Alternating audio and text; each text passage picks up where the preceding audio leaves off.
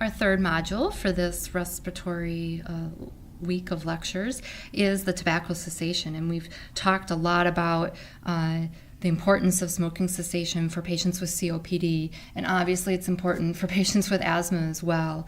But it's important for all of our patients, whether they have lung disease currently or not, because we know they're going to progress to have lung disease if they do continue smoking. So tobacco cessation, very important topic, and there are medications that we can use, but more importantly, it's really about that, again, that relationship building you have with your patient, and using that to help motivate them to find a reason to quit and to stay quit.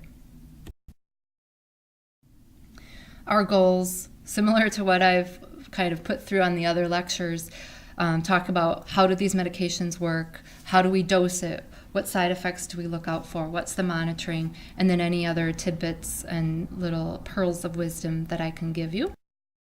The guidelines, there are several out there. The ones that I utilized in making this lecture for you, and the ones that are most commonly used are the Treating Tobacco Use and Dependence from the United States Public Health Service, I believe, their clinical practice guidelines, most recently updated in 2008.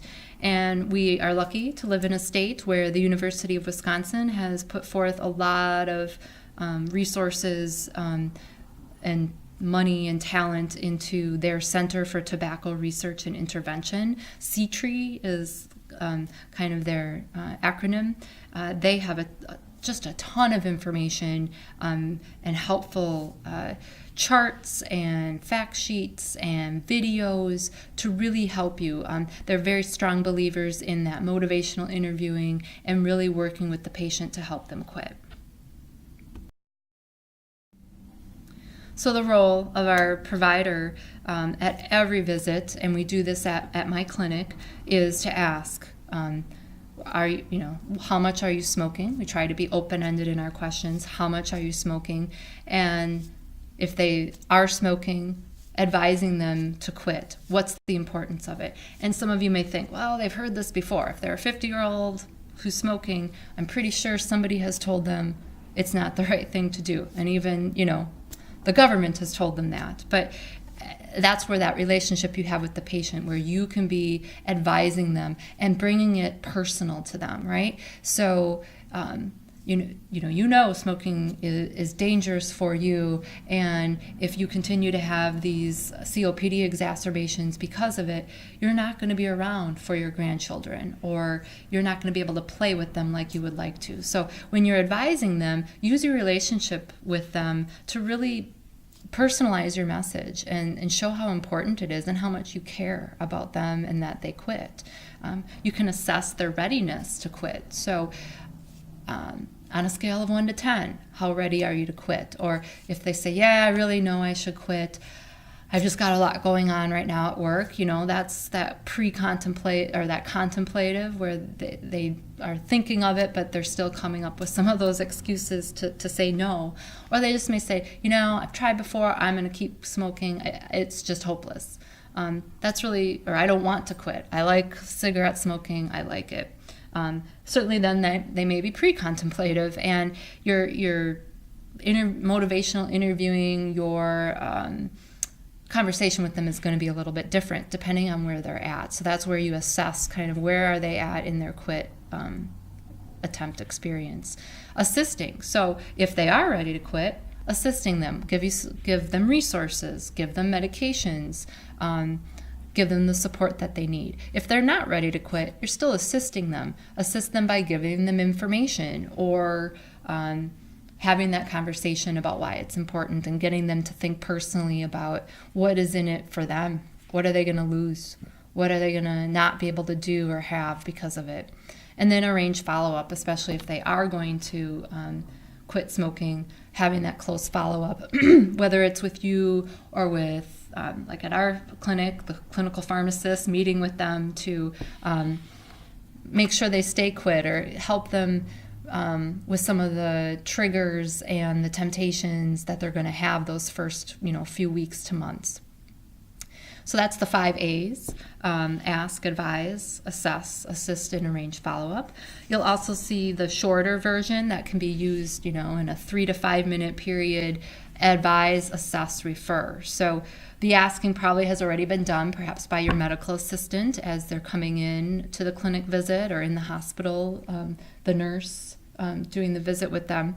And then advising them, again, having that brief conversation with them about why it's important, assessing their readiness, and then referring them on. So if you're not going to be the one to have the time to do some of the motivational interviewing to figure out what kind of therapy they might need, do you have somebody else at the clinic that can do that? Maybe you have, again, a clinical pharmacist or behavioral health folks, or somebody, a lung specialist, or somebody else at your clinic, or that you can refer them to. Again, the overall goal is to increase the motivation to quit and help them become and remain tobacco-free. The reference that you see there at the bottom are those clinical practice guidelines that I mentioned, and that is from the United States Department of Health and Human Services, the Public Health Service. So Michael Fiore, he's through UW, so he's part of the C-Tree. So usually what you find at C-Tree has been pretty much updated and is very similar and goes off of the clinical practice guidelines. As we talk about treatments for tobacco cessation, we really should think about what happens to a patient when they start to go through nicotine withdrawal, when they stop smoking and therefore there's no nicotine in their system. So these are a lot of the symptoms that patients are going to have. And so as you start them on therapy, they might complain of those symptoms. It's not really symptoms from the medication you're giving them. It's most likely from the nicotine withdrawal. So they're going to have those cravings, the irritability, nervousness, difficulty concentrating, that restlessness, all of those CNS kind of things. They might feel real achy and like they got the flu, myalgias, headache. It will decrease the heart rate because they previously had that stimulant inside of them. It will increase their appetite because the nicotine is an appetite suppressant. So they will have an increased appetite, and then weight gain. So that's a lot of what patients are worried about. Oh, I've tried to quit before, but then I was eating so much that I gained 10 pounds and that wasn't good. My doctor yelled at me because of that, so I started back up smoking. So it is real, and it's important that we work with patients to work through that and not say, oh, you're not going to gain weight, or oh, just don't worry about it. But come up with alternate plans for what are they going to do when they want to, have a craving for a cigarette, but instead want to then eat a big cookie.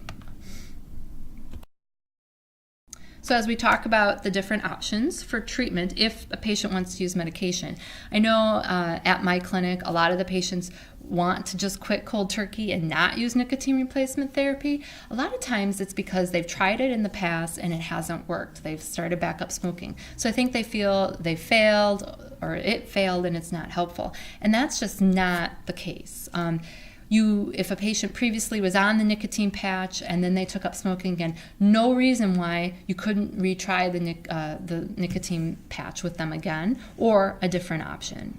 So some of it is getting over the patient's biases and thoughts about therapy working or not working.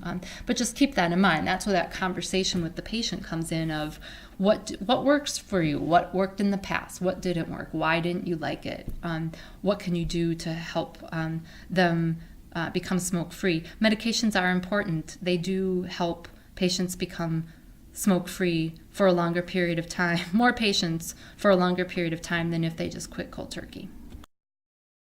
So the nicotine replacement therapy, or NRT, obviously it's lessening withdrawal symptoms because they're still getting the nicotine in their system. So it's binding to the nicotinic receptors in the brain. So dopamine is being released, and that gives them that little bit of a high. It helps them not have so much of the cravings. The side effects, if you think about it, it's going to be what nicotine is. So you're getting the increased heart rate, headaches, the insomnia, vivid dreams.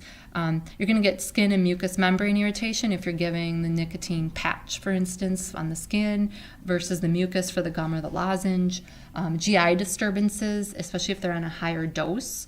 But a lot of times the side effects besides the skin irritation is very similar to if they were smoking. For pregnancy, the gum is pregnancy category C. All the others of nicotine replacement therapy are category D. However, I know I've seen the patch prescribed in pregnancy, and so it is kind of looking at the risk benefit of smoking, continued smoking by the pregnant mom versus using one of these options. But just realize the gum is category C. We need to be careful in using NRT in patients who've had recent cardiac events or have arrhythmias. But again, it's kind of that risk benefit of, well, if they are already smoking, that puts them at risk for a cardiac event. Is the NRT really going to be that much worse for them? NRT, like I said, has really pretty good 6-month abstinence rates for anywhere from 19 to 27%, depending on what's being used. You can combine it with other agents, bupropion, which is another first-line agent, or nortriptyline, which is used kind of second line. You cannot combine it with varenicline, which is Chantix, and we'll talk about that later. You can also combine a few different types of NRT. So what we kind of think about, and maybe somebody with asthma can understand this a little better, we talk about the controller and the rescue. So we look at the patch being kind of that controller medication. The patch is on you for 18 to 24 hours. That's giving you a lot of benefit. But then the gum or the lozenge can be available as a rescue for when you're out at a party and somebody next to you is starting to smoke and you've got that craving and don't know what to do. Pop the gum or the lozenge into your mouth, and that helps if they feel that that's going to be helpful to them. So you can use 2 different types. That does improve your abstinence rates up to the 25 to 36% when you do combine it with other things. So the pearls for the NRT in general, you need to start at a high enough dose. So like 1 cigarette is 1 milligram of nicotine. So we typically need to watch what we're starting our patch or the gum lozenge on. Mainly the patch we need to watch for what they're smoking. If they're smoking a pack a day, we need to make sure we're giving them a high enough dose. We need to make sure we counsel on how to use it, what it's going to do for them, what else, and more importantly, what else do they need to do besides that? Because they need to still get rid of the cigarettes, because you're not supposed to smoke while taking the NRT.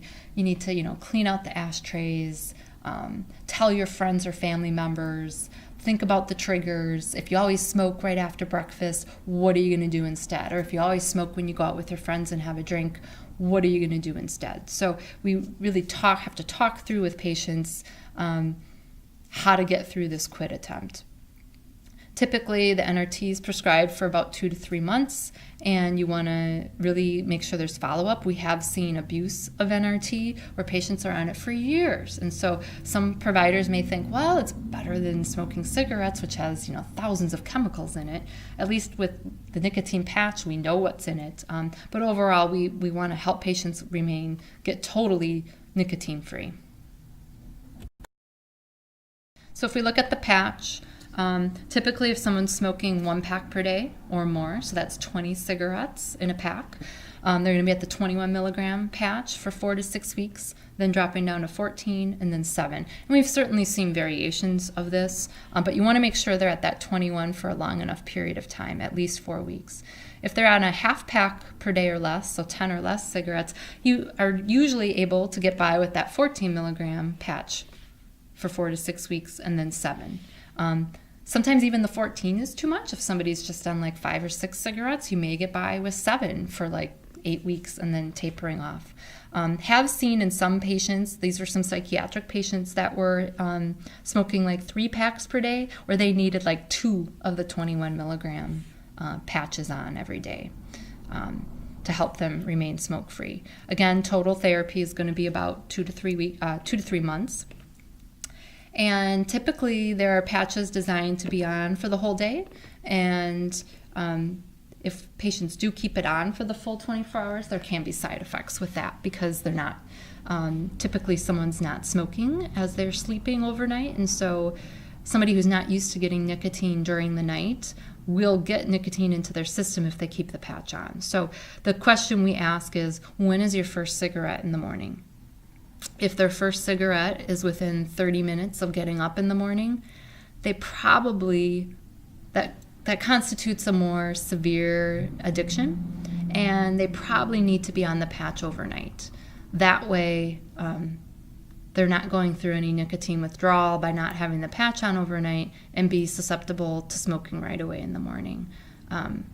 If, though, somebody tends to have nightmares, weird dreams, can't sleep, then they may need to take that patch off at bedtime. So if first cigarettes within that first 30 minutes, best to have them wear the patch 24 hours, then take it off in the morning, put a new one on. And they need to alternate the areas that they're placing the patch on a non-hairy part of the body, because the skin irritation is the most significant adverse effect seen, and it's usually the adhesive that's being used. Insomnia can happen again, usually if it's too high of a dose or they're wearing it overnight. And then if they smoke while also having the patch on, that's where you get the nicotine toxicity, the headaches, the nausea, vomiting, just feeling not good at all. Some patients, you'll see them take the patch off and think that then they can go out for the night and smoke and then put the patch back on. But there's medicine in the skin obviously being absorbed after that patch comes off. And so the nicotine effects from the patch last about 10 to 12 hours even after the patch comes off. So one, that's a good reason why if they can get by without having the patch on overnight, they're still getting a little bit of nicotine, and that will hopefully help them. But that means if they take the patch off to go party at night, they could get some nicotine toxicity because they still have nicotine in their system. The nicotine lozenge, that is what it says. It's kind of like a cough drop, a lozenge. They come in 4 milligrams and 2 milligrams, so the higher dose is used, again, for that more severe addiction. It's really patient dependent. It's 1 to 2 lozenges every hour or two for the first 6 weeks, and then you taper down, spacing it out. So sometimes that's easier for patients because it's that immediate gratification, and they can kind of count out, well, this is how many I had today, and by next week I want to go from 20 in a day down to 15. And so it does kind of help them if they are hesitant to use the patch, especially. No more than 20 lozenges per day, especially of the 4 milligram strength. They just put the lozenge in their mouth. It dissolves over 20 to 30 minutes. They can move it if they need to, if they're getting some irritation. And they shouldn't eat or drink 15 minutes before or during the use of the lozenge. Some of the specific adverse effects that we've seen just from the lozenge itself is some hiccups, cough, and heartburn, just because they're swallowing some of the nicotine from that lozenge. Nicotine gum, very similar to the lozenge, 4 milligram strength, more common than the 2 milligram. Same thing, 1 piece every 1 to 2 hours, max of 24 pieces in a day, and then taper down. This one's a little different. There's a little game to be played as the patient uses it. They chew the gum until there's like a tingly, peppery feeling and taste. Then they need to park the piece of gum between their cheek and their gum and just let it sit there. And then as the tingle disappears, then they need to chew on the piece of gum again until it tingles and they get that peppery taste. And then they park it on the other side of the mouth and let it sit there. So this goes on and on. Man, a piece of gum can probably last close to a half hour, 20 to 30 minutes. So it's really every few minutes they're chewing, parking. A few minutes go by and they repeat that. I've seen some problems where patients say, this doesn't work, or it made me sick. And that's because they're chewing it like a regular piece of gum. So they're just chomping at it, and they're getting a whole lot of nicotine all in like 5 minutes. And then they say they got sick from it or it doesn't help them. So that there's a little bit of trick with that. Again, not to eat or drink 15 minutes before or during. Dentures could be an issue because of the gum. And then mouth soreness from chewing or from having it sit there by the cheek and gum. And stomach ache from the swallowing again of the nicotine. Caution in patients of the TMJ disease with the chewing and peptide. Nicotine inhaler, we don't see as often. It's expensive, and it's a prescription product. So again, it may not be as easy for patients to just go to the pharmacy and get, and most insurances don't pay for it because it's expensive. It's actually what it says it is. It's a cartridge that has 4 milligrams of nicotine in one cartridge. And so they pull out this inhaler, kind of looks like a pen, long white thing, and they just puff on it for about 20 minutes to get their nicotine. And typically they use up to about 16 cartridges in a day, and you get about 80 puffs to a cartridge. So if they have a little bit of a craving and so they just need to puff on it a few times, they can put that away and come back to it. So at least they don't have to totally throw it out and start over with a new cartridge.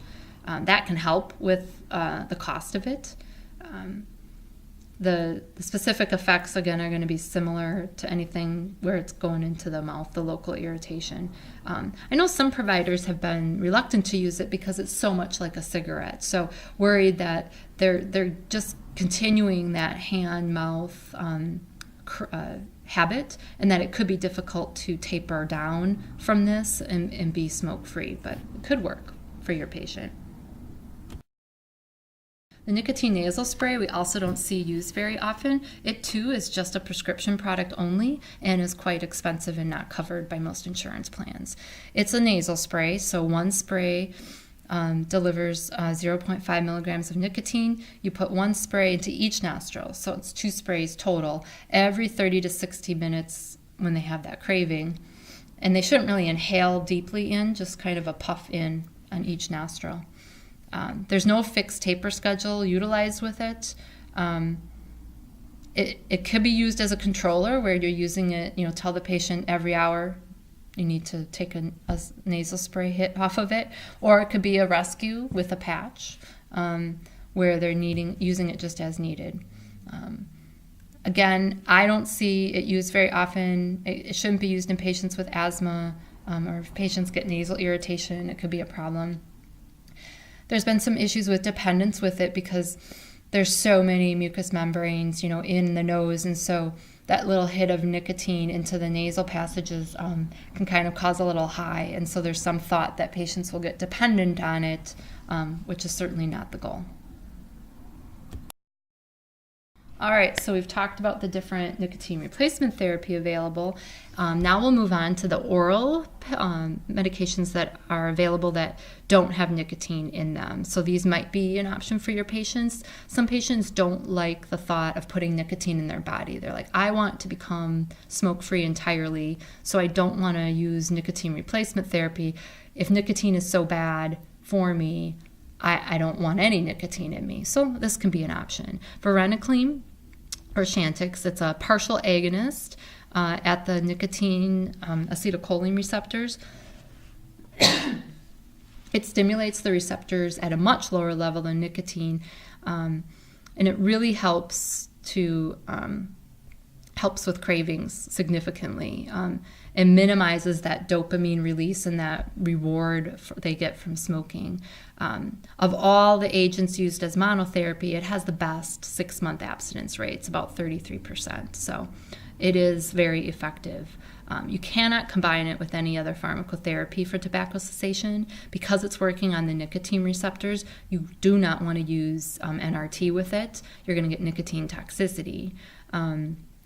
And then it shouldn't be used with bupropion just because of some of the psychiatric issues that have been seen with varenicline and bupropion for that matter. So it's a monotherapy, but it's very good.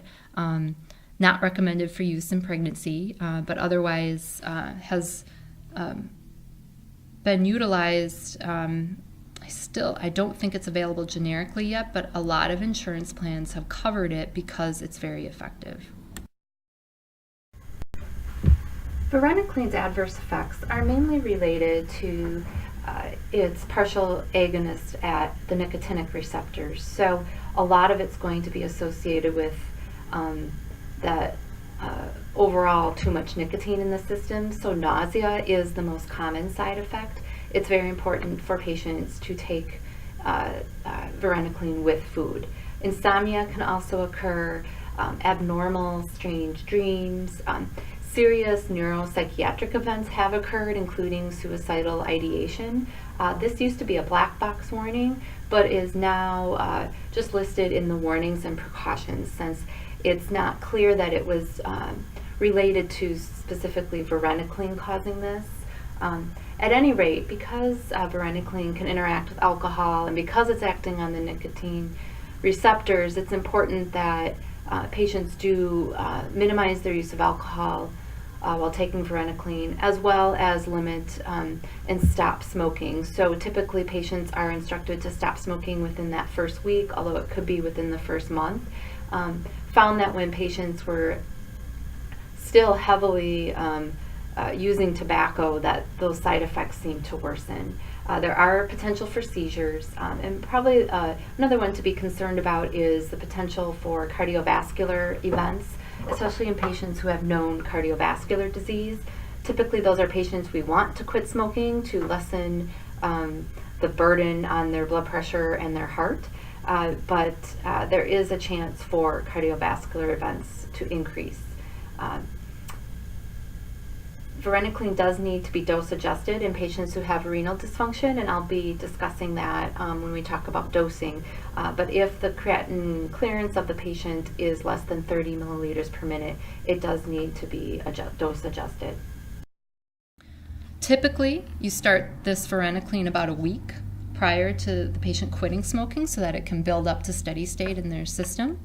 But newer evidence shows that they can take it for about a month and then quit smoking. So they need to quit smoking between 8 and 35 days after starting varenicline. I still see most providers say quit smoking a week or two, 1 week out or 2 weeks out. It's nice to set a real date with them so that they don't go 2-3 months on this medication and still be smoking.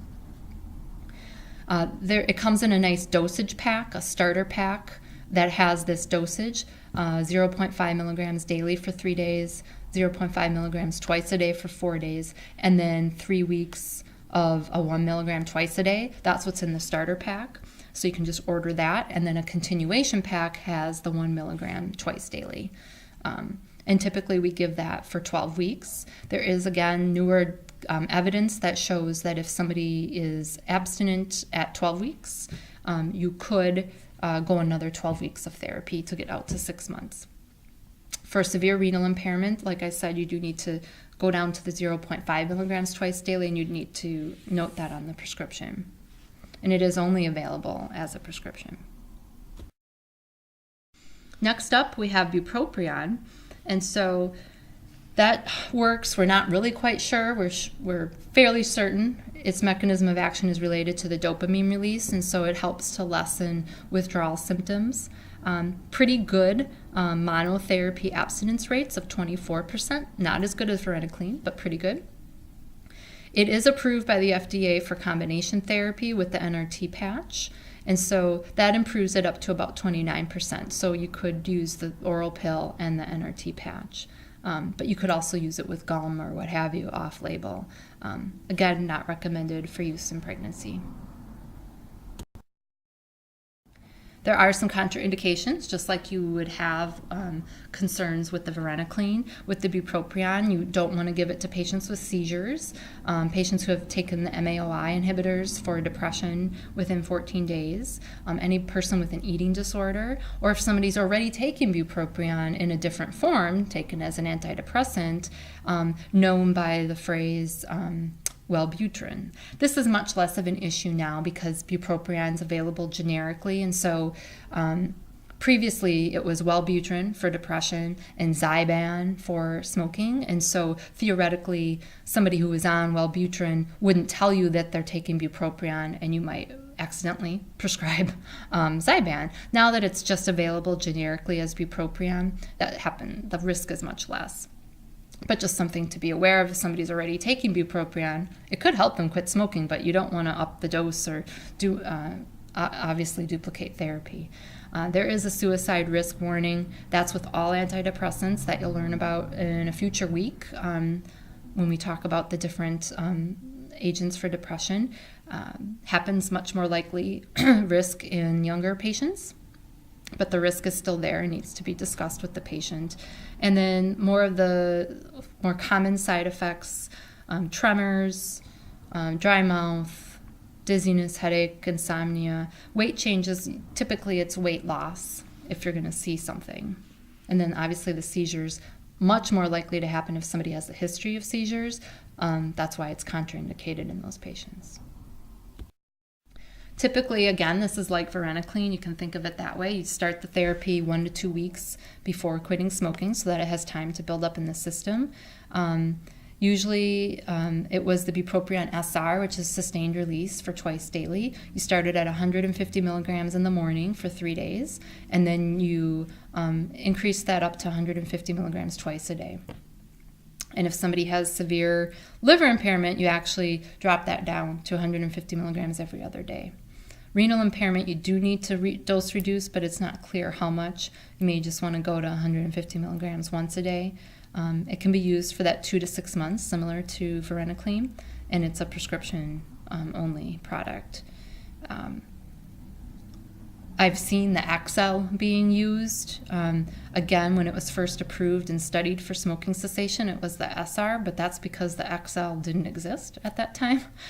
So now there's the once-a-day XL, and I've certainly seen that being used, but just realized that the evidence for smoking cessation is with the SR product, which is twice a day. Our second-line agents available. These would be used if somebody has failed the other agents or it's contraindicated in those patients. Nortriptyline, which is a tricyclic antidepressant, has pretty good 6-month abstinence rates of 22%, but less than the others, which is why it's not first line. You can combine it with an NRT patch. It's going to have those anticholinergic side effects of dry mouth, sedation, constipation, some cardiac problems. So again, a more significant side effect profile. You typically start at a low dose for the first couple weeks, and then up to increase it to 75 milligrams, again for 3 months. And again, the patient should be taking this medicine for about 2 weeks before they quit smoking. Clonidine is another second-line agent. It's a centrally acting alpha agonist. And 6-month abstinence rates with it is 25%, so again, pretty decent. Some of the same side effects as you saw with nortriptyline. It can be very drying, sedating, constipating. You have to worry about hypotension while somebody's taking it, and then if they stop, also worry about rebound hypertension.